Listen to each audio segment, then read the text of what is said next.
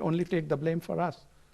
Well, I agree with you that religious intolerance is not something which is confined to Pakistan or the Islamic world. And all the cases that you mentioned are very relevant. But our prime responsibility is for ourselves, and we hope that we can set an example which will enable other countries, particularly within the Islamic world, to be progressive, in educating the next generation with respect to their fundamental value structures, which means their religious faith, their religious tradition, and interpret it in a manner which is consistent with the requirements of life today. Islam was not just revealed at one time, Islam was revealed for all time. And in time changes, this is one of the elements of Allah subhanahu wa ta'ala's will, that time changes, but the Quran and its meaning and its essence will never change. So each generation has to study the Quran in the context of their own lives, their own circumstances and all. And this doesn't mean that they're deviating. Our religious education has to improve enormously. Our rulers have to invest resources in our next generation, in the girls, in the boys, so that this kind of extremism becomes a marginal phenomenon and it doesn't gather momentum. But in Pakistan there is so much frustration, so much anger, so much deprivation that a lot of the extremists are actually popular because they are seen to be challenging the authority of people who are not seen to be friendly to them. What have our rulers done for us, whether civil or military, over the past 60 years for the people of Pakistan? Where are we today and who is responsible? Not one person, but the whole lot who have been in charge. It is within the circumstances that the policy is followed by superpowers who intervene in our countries.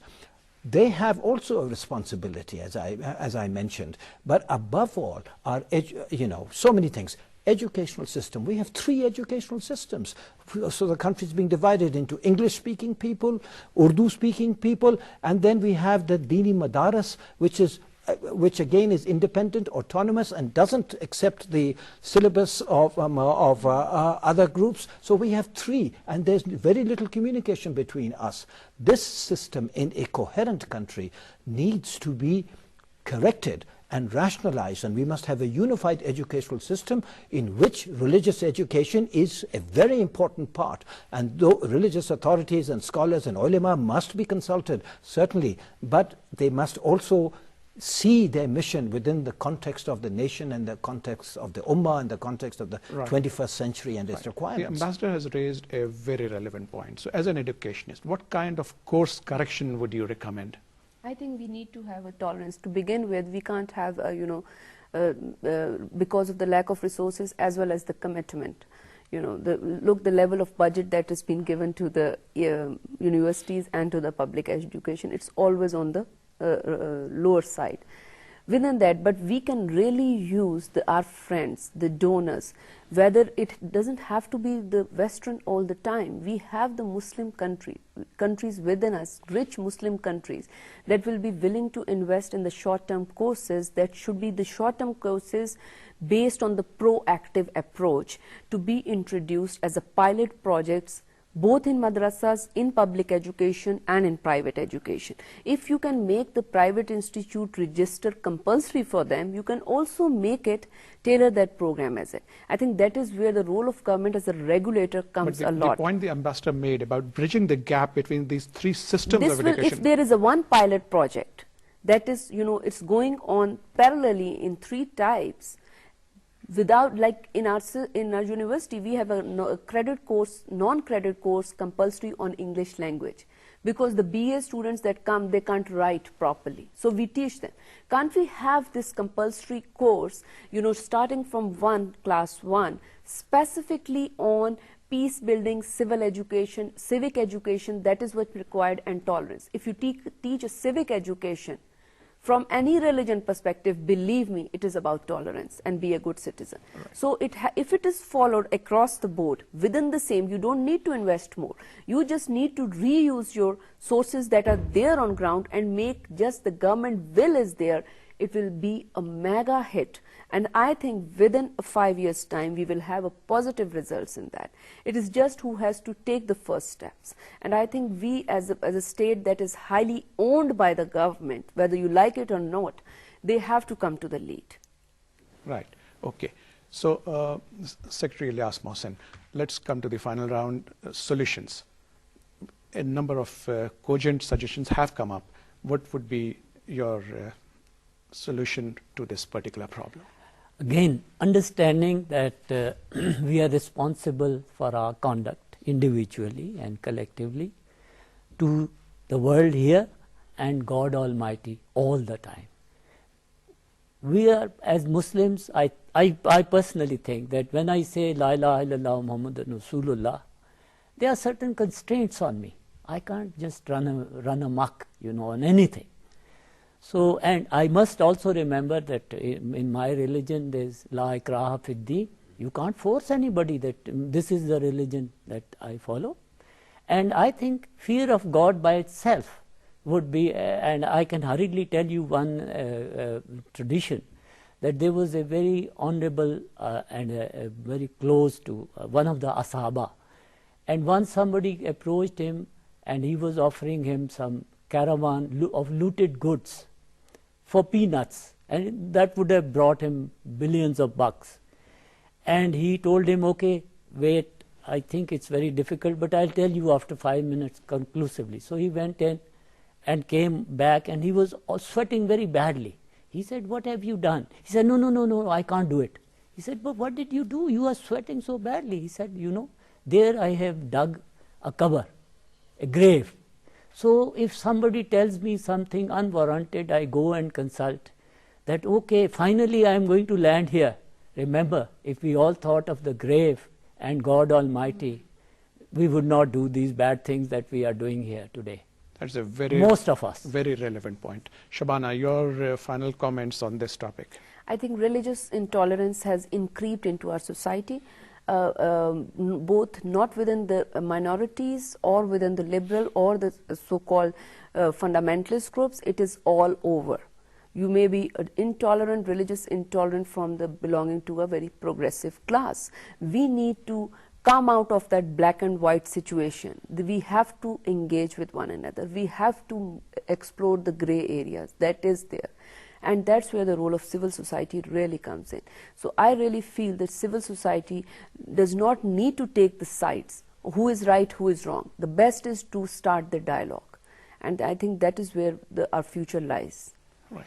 So, Ambassador, before your final comments, I would like to point out that I served as a diplomat in Saudi Arabia for a while, and I had learned the language too. And while speaking to the youth over there, I discovered that fiqh is taught right from the basic schooling system. So every youngster, even as a young child, knows what the religion is about. Of course, they have the advantage of the language, but that is not stopping us to translating it into Urdu or Pashto or Sindhi or Punjabi and teaching it to our youngsters.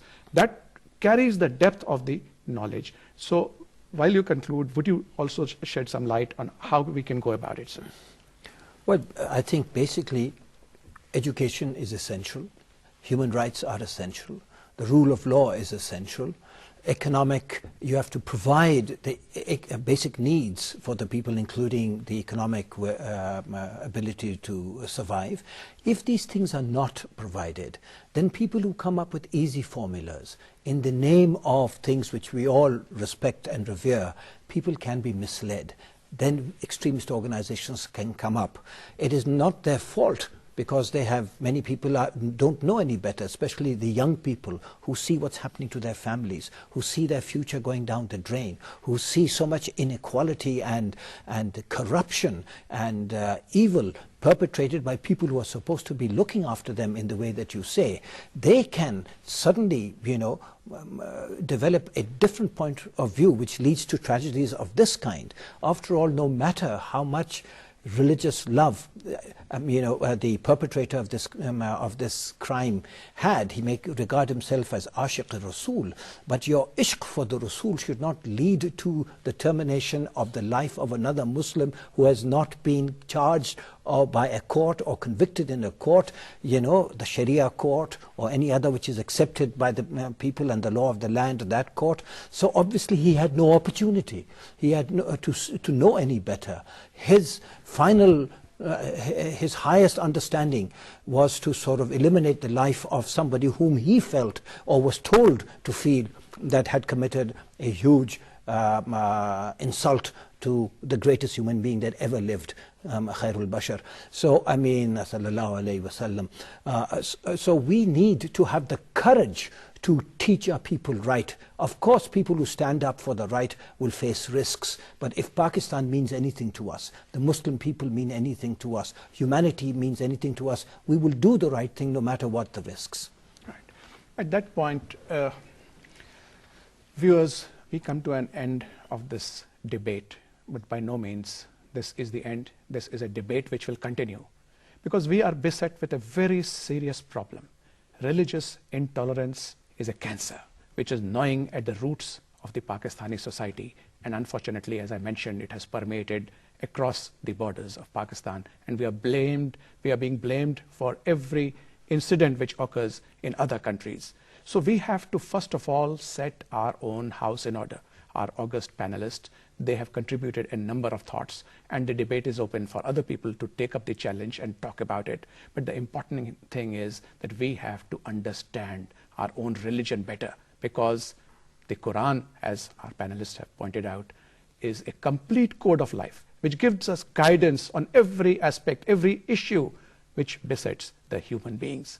And if we take guidance from Quran, from Islam, and we ask our opinion builders to pass it on to the people whom they influence, we have to correct our educational system, and we have to set our own personal examples of being kind to the human beings around us, whether they are Muslims or non-Muslims. Only then our society can improve. So let us today learn a lesson from the tragedy which occurred on the 4th, that we will resolve to be kind to human beings, we'll be more tolerant, and we will shun extremism, because that is what Islam teaches us. Before I finish, I would like to thank you, Secretary Ilyas Mohsin, Professor Fayyaz Shabana, and also Ambassador Ashraf Jahangir Qazi, for your very eloquent comments and very cogent thoughts. Viewers, please send us your comments at defenseanddiplomacy@ptv.com.pk, and hope to see you next week, inshallah. Allah Hafiz.